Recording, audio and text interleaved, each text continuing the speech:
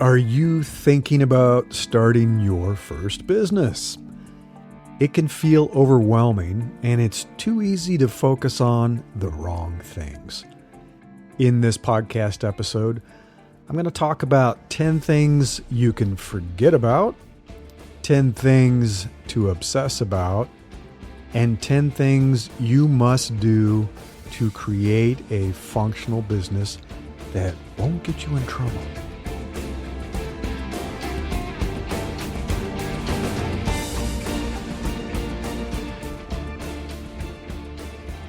I'm Larry Cornett, and this is Invincible Solopreneurs. So this is a newsletter called Unlock Success, 30 Essential Tips for Creating Your New Business, issue number 33. If you want to read it, you can go to newsletter.invinciblesolopreneurs.com. So I talk with many folks who are interested in quitting their 9-to-5 jobs and launching their own businesses. They look for helpful information online, like the Small Business Administration. There's all kinds of online articles about being an entrepreneur and starting a business. But they frequently recommend many activities that aren't that important when you're first starting.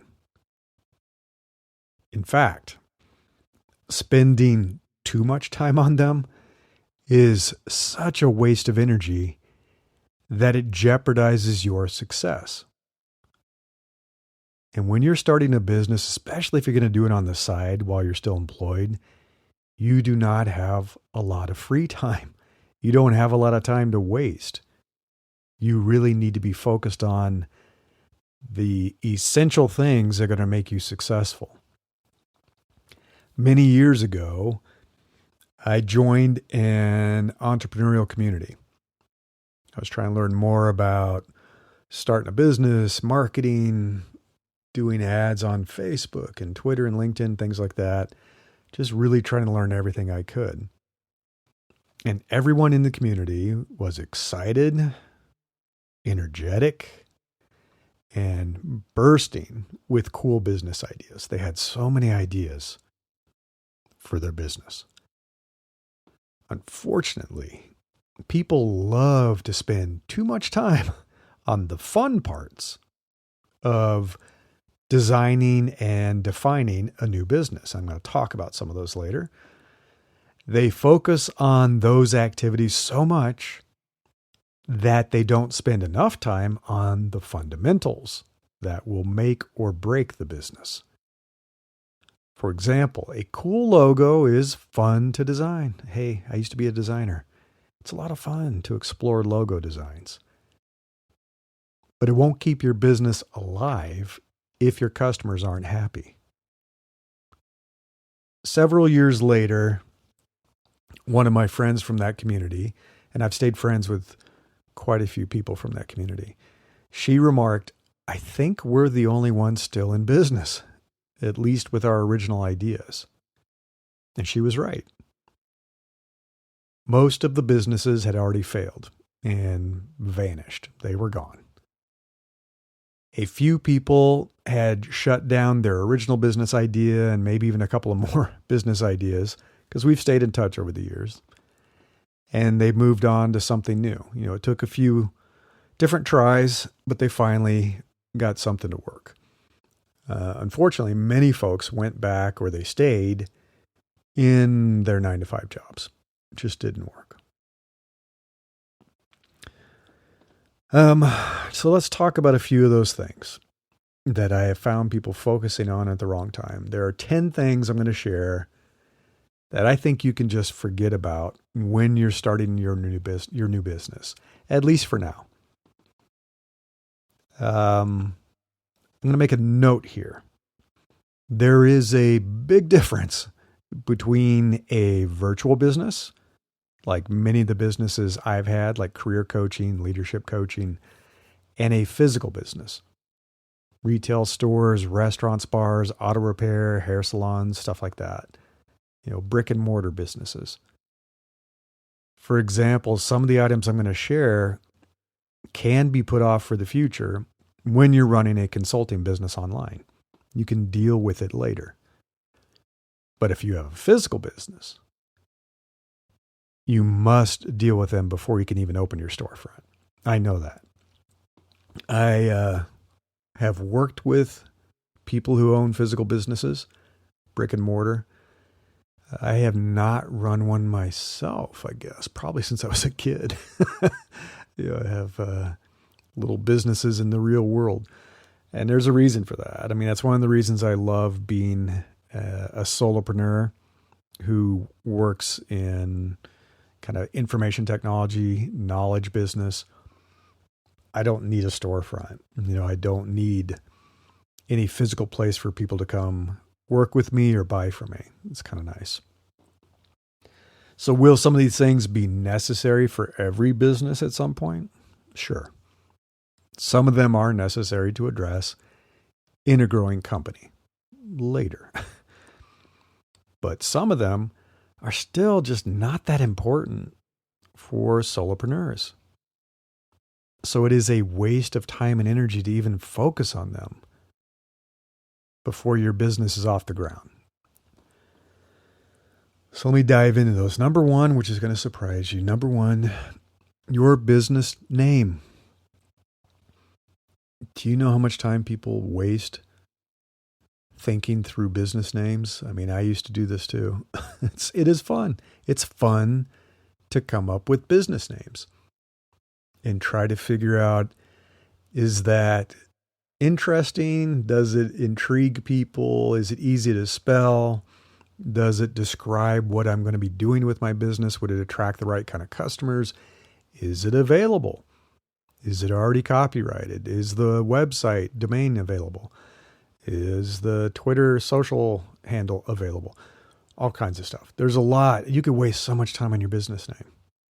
And I'm here to tell you, in the very early days of your business, it's not that important. Unless you're going to be doing a physical retail business and you have to name your bar, for example, which you kind of do before you can open.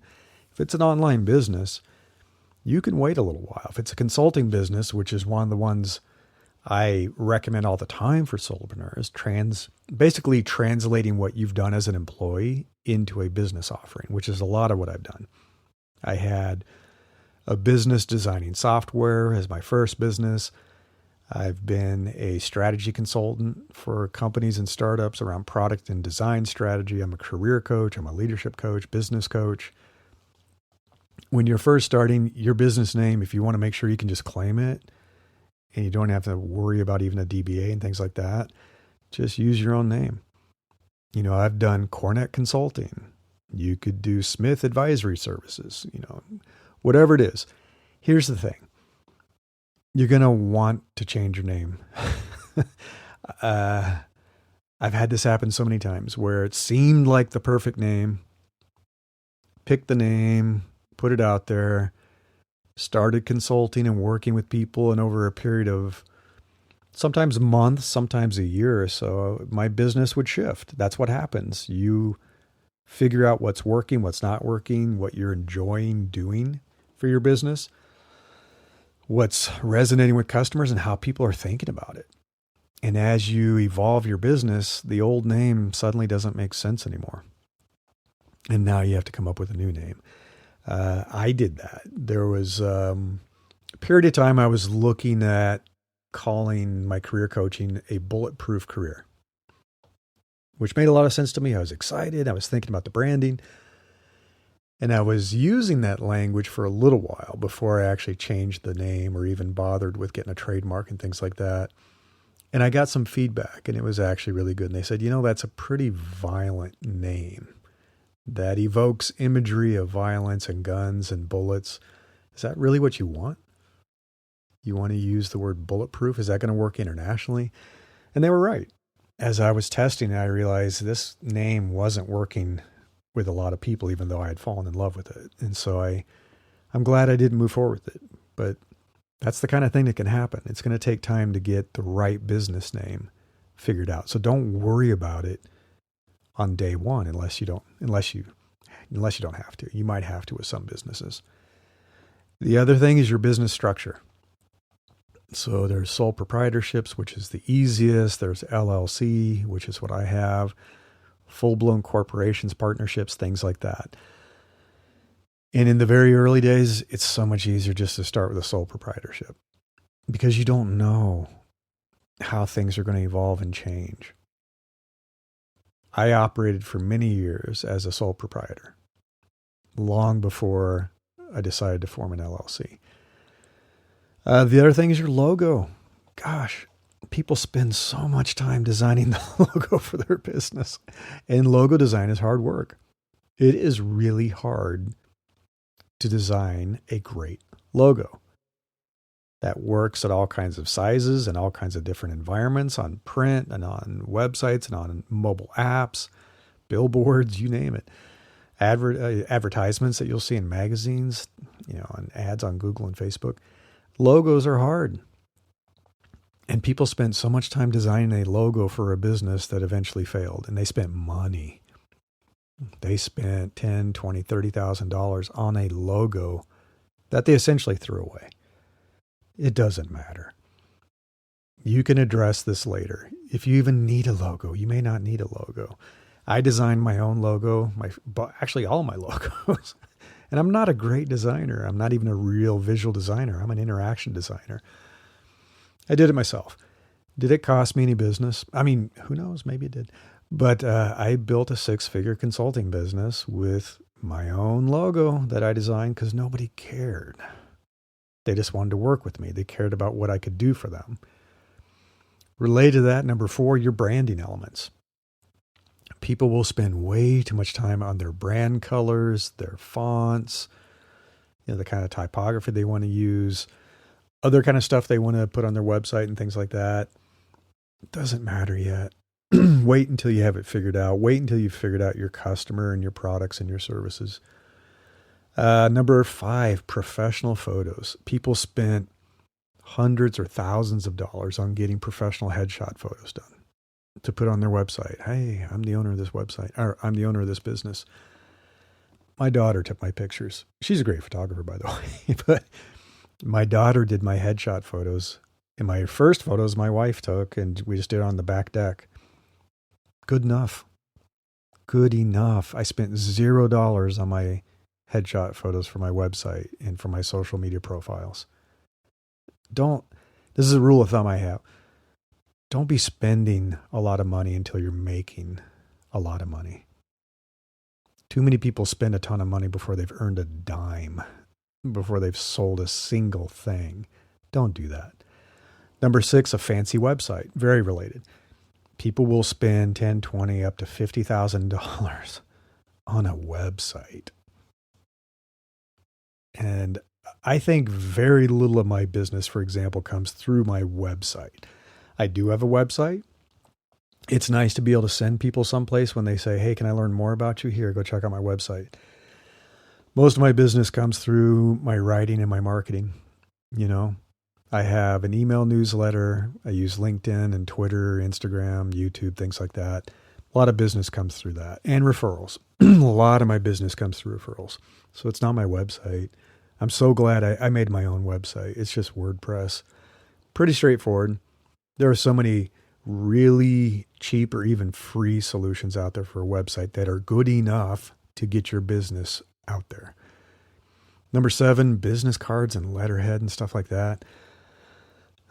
Maybe a physical business might use some of these, but you probably do not need it. I have hundreds of business cards sitting right in front of me on my desk here that I will probably never use. What a waste, right? I didn't spend much money on them. I use them when I speak at events and stuff like that, but not necessary. Absolutely not necessary. Don't spend a lot of money on this when you're just getting started. Number 8, prematurely scaling your business.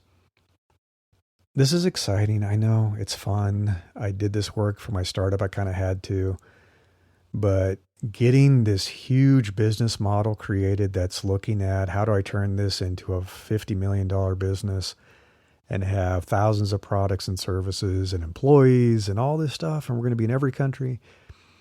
It's fun. It's exciting. It's not going to help you in the early days. Really focus on doing something simple, selling one service, one product to an ideal customer really well. Nail that. Be profitable, be able to repeat that business, be growing. And then at some point, and I've talked about this, it is important to have a portfolio of revenue streams. Scale later. Don't worry about it now. Number 9, hiring employees. Super expensive. Every company, that's why there's all these layoffs. Every company will tell you their biggest expense is headcount. Employees are really expensive in terms of salary and benefits and time and all the stuff that goes along with having a team. Don't do it. Do not hire employees unless you have to. You're running a physical business and you want to hire a bartender or whatever it might be. You might have to do that. Most of you do not need to hire employees. There's probably work you could get done by getting a contractor to do it, whatever it might be if you need it.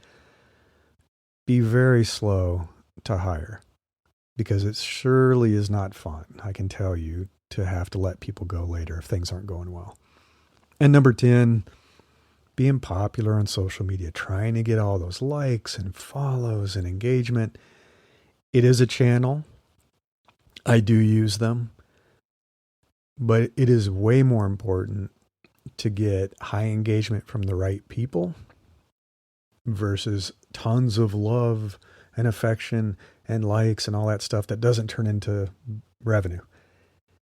If you're not getting people through your funnel to purchase and buy, there's no point.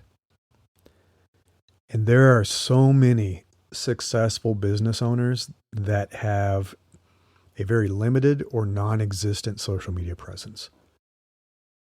One of the most famous authors in the world who just recently passed away, Cormac McCarthy, didn't waste any of his time on social media. He barely did interviews. I think he did an interview with Oprah once.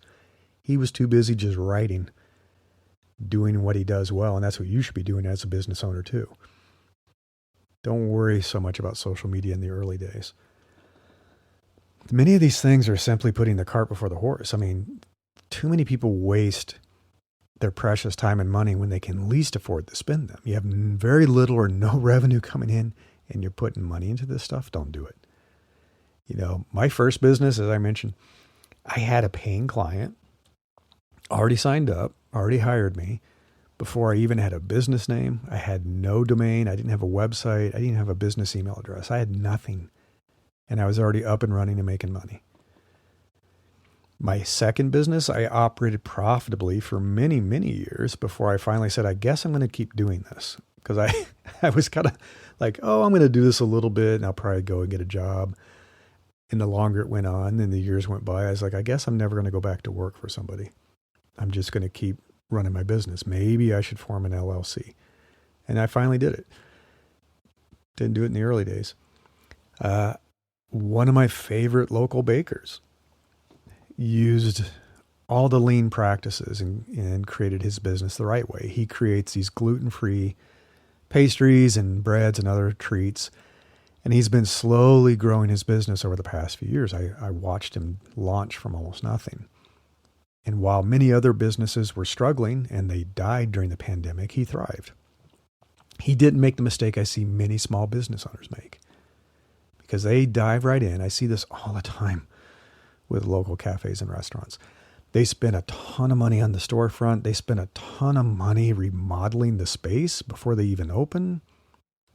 There are some that have done this and went out of business before they even opened their doors. He does all of his baking out of a home kitchen. It's certified under the cottage food law that's monitored by the California Department of Health. He doesn't have a storefront. He doesn't run a physical bakery, no retail space. He has no employees. It's just him. He started by delivering baked goods to your door. And we had him deliver wonderful baked goods to our home during the pandemic, and it was amazing. And he'd bring it right to our door. And then he started partnering with local coffee shops, cafes, and restaurants, and they offer his treats in their retail space. So it's not his space, it's theirs. He caters and holds events at wineries. He's been doing a bunch of winery events, but it's in their venues. So it's a win-win. It brings people in for the wine and his wonderful pastries. His business is growing, thriving, and he's slowly expanding into more products when he knows customers want them. And he's perfected the recipe. He's always asking what we want. He does surveys and posts, and he says, what do you want? How do you feel about this? If you had to pick one of these 5, what would you do? He doesn't waste time and money creating something he doesn't think customers will love. So don't focus on the wrong things when you're starting your business. There will be time to reevaluate and deal with them later, but there's more important things that you should obsess about now. I want to talk about those 10 things. Number 1, your ideal customer. Who is your perfect customer? The person you most want to serve. The person who wants what you have, they can afford it. They're going to be a great customer to have. And be extremely detailed about who this person is. Create a persona for them. Number 2, what is the problem they have? Most people don't want to spend money out of the blue for just anything. They have some need. They have some problem. How are they not being served? How are they being underserved? And what is your solution to that problem? They have this problem. How are you going to be the solution to that? And what is your core offer? What are you going to say you are offering as the solution to their problem in such a way that they would buy you instead of someone else or use something else or just keep putting up with the problem? Why? Number 5, your elevator sales pitch. You got to get tight with this. Obsess about this. You've got a few seconds to get someone's attention and make them interested enough to listen. You really do. So perfect and obsess over your elevator sales pitch. Number 6, your product market fit. So this is getting to that sustainable state that you have a good product that's meeting a problem. Customers are buying it. They're staying with you.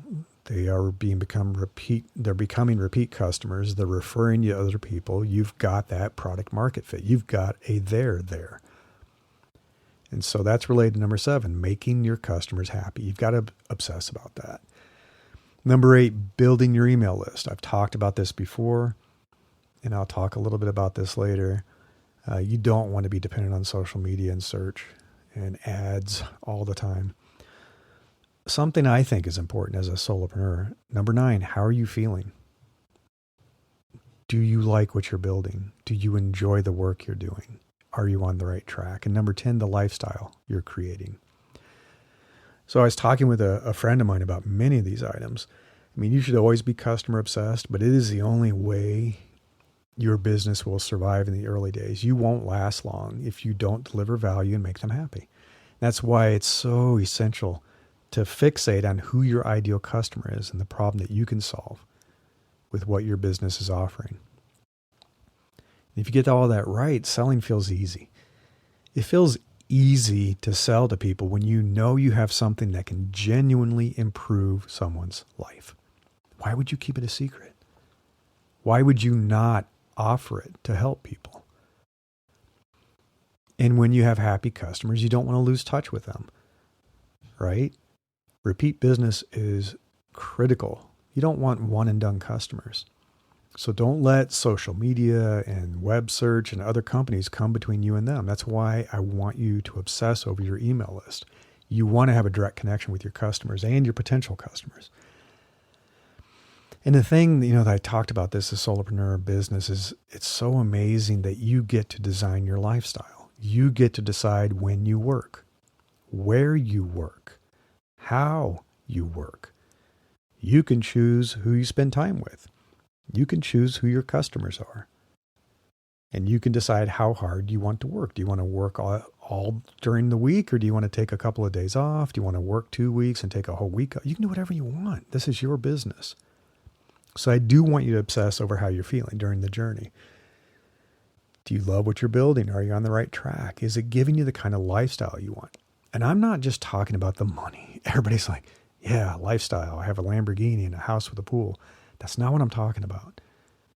I'm talking about the freedom and flexibility to live your life on your own terms, to enjoy how you're working, to feel like you're having a good life and time for your friends and family, time to exercise, Time to go out and enjoy the world. All those things that I stress over because I think they're so important. So there are some things you must do. I'm going to wrap up with that to run a functional business. So there are going to be a few things that overlap with what I just mentioned in the obsession list, but there are things you have to do to operate your business and get off to a good start. Number one, I'm going to recommend this for everyone. Talk with an accountant, talk with a lawyer, and see what's required for a new business where you live. Because it is very different here in California, in the US, than it is in other places. Number two, you may need some legal agreements and contracts ready. You could use LegalZoom or Rocket Lawyer or whatever, or hire somebody to do it. Depending on the work you're doing, like if you're consulting with corporations, you're probably going to need a contract in place. You can't just do a handshake. Number three, you got to have someplace online where people can learn about your business and what you sell. Not a fancy website. Don't have to go overboard. There are free places to do this. You could have a Facebook page. You could just do an Instagram profile. You could do a LinkedIn business page. I don't care. Just have some place that when people say, can I learn more about your business or learn more about your services, that you aren't always like, let me see if I can tell you about that. You can just say, go check out this page. Go check out this website. Number four, help potential customers discover you. If you build it, they will not come. That's not how it works. There's too much competition. So there's got to be some way to get the word out through marketing, maybe ads. Be careful. Don't run a lot of ads when you're just starting. You may not even have to run any ads. I rarely run ads. But you want people to find out who you are and discover you. They're not going to find your website out of the blue. Number five, have a way for potential customers to contact you. This seems obvious, but a lot of people never do this, and there's no way to reach you if they want to buy from you. Number six, prepare your offer. Like, what is it you're actually selling, and create that pitch I was talking about. Have that pitch ready. Number seven, have a way to accept payments that's connected to a business bank account, not your personal bank account. And you may need multiple ways. I accept payments through Stripe, Venmo, PayPal. Sometimes I'm doing wire transfers with international companies. You name it. It's important. Have it ready. Number eight, kind of critical. Deliver real value to your customers, right? If you're not delivering value, if this isn't a great cycle of engagement, they're going to ask for a refund. They're going to say this person's terrible. They're going to leave you terrible reviews. They're not going to be a repeat customer. They're not going to send you business. So you got to deliver real value to your customers. It's important. And when they're happy, get those testimonials, get those reviews from your happy customers. That is social proof. That helps other people feel comfortable working with you, buying from you.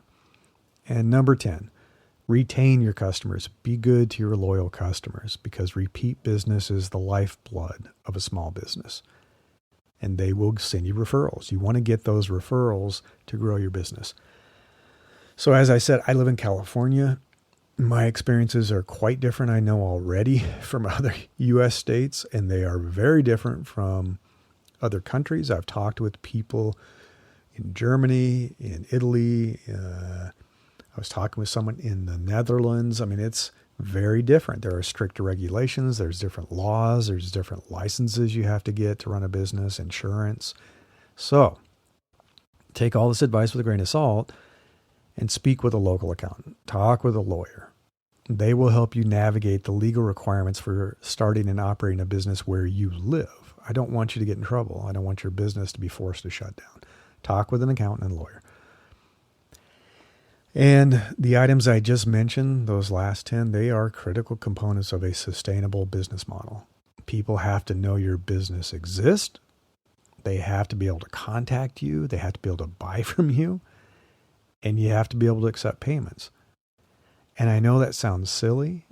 It sounds really obvious, but you'd be surprised by the number of new business owners who don't have an online presence. They have no way for people to learn more about them.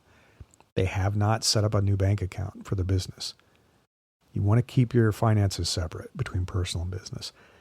They don't have any way to accept payments. And they're like, oh, I haven't thought about that. How can I accept payments from customers? It's important. because they are going to ask you. People are going to ask you, and it was one of the first things I learned when I started my first business, because people would say, oh, that sounds interesting. Where can I learn more about your services? Well, here's my website. How do I hire you? How do I buy from you? Oh, here's my product page. Here's my service page. Where do I make a payment? Here you go. Here's my Venmo. Get that stuff done. So if you get the basics right with your new business first, then you can focus on that obsession list, because that's important to get your product market fit, to have a thriving customer base of excited and happy customers, and then reevaluate and deal with that first list later. That was the list I said, ignore it. Don't worry about it now. Deal with it later when you're ready. After you're up and running, after your business is already operating smoothly and you're ready for that level of detail. Now you're making enough money and you're growing. Maybe you want to put a little more into your website. Maybe it is getting time to hire some contractors because you can't keep up with all the work that's coming in. That can be dealt with later.